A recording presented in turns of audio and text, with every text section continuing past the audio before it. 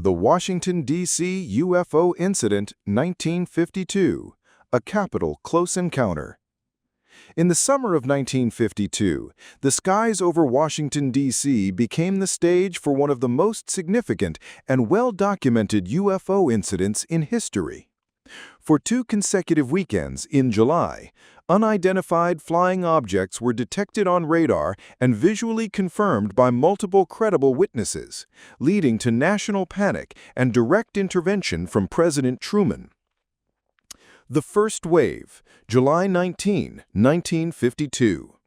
The first wave of sightings began just before midnight on Saturday, July 19, 1952.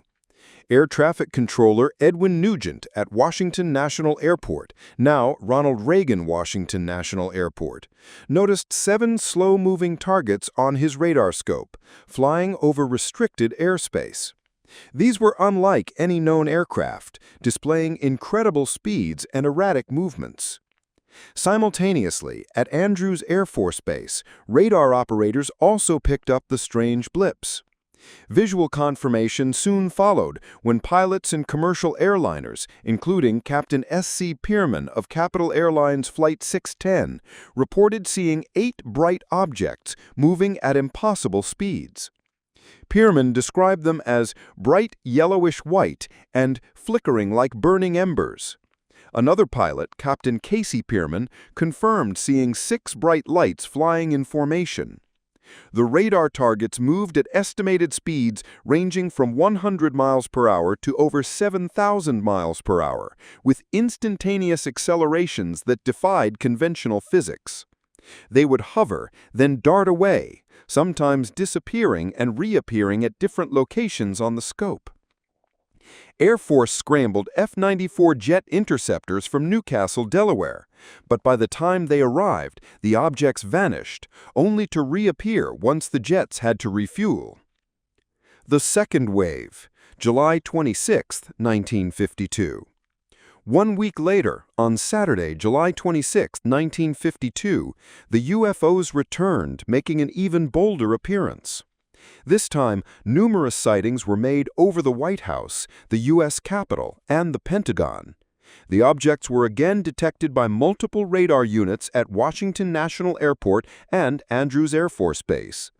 Eyewitnesses, including military personnel and civilians, described bright disc-shaped objects hovering silently, some emitting a reddish-orange glow. Sergeant Charles Plunk of the Air Force and Master Sergeant John Acord were among those at Andrews Air Force Base who visually confirmed the objects. Acord stated they looked like big, orange-colored balls, flying very slowly. Once again, Air Force F-94s were scrambled.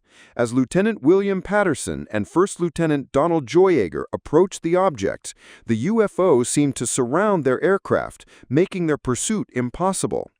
Patterson later reported, "I tried to make contact with them. I tried to chase them, but I couldn't. They were flying so erratically that I couldn't get a bead on them."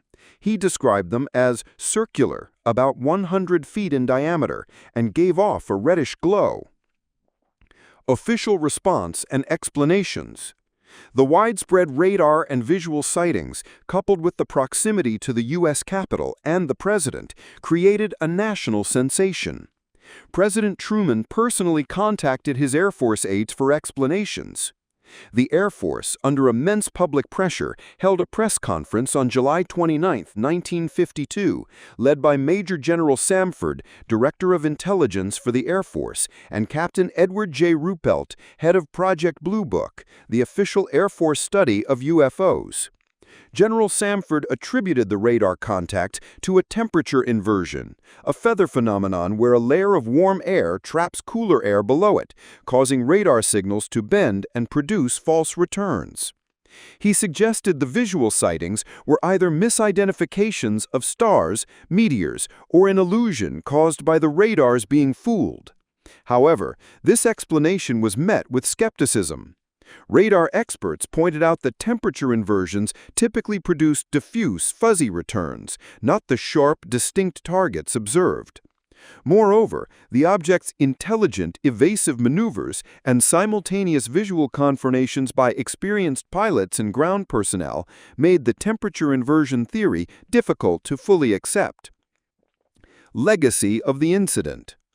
The Washington, D.C. UFO incident remains a cornerstone of UFO lore.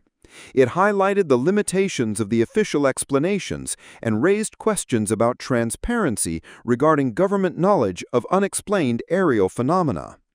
The incident also played a significant role in increasing public awareness and interest in UFOs, solidifying the idea that something truly inexplicable had occurred in the nation's capital. While the Air Force officially closed the case, many still believed that the Capitol close encounters of 1952 represented genuine, unexplained aerial phenomena.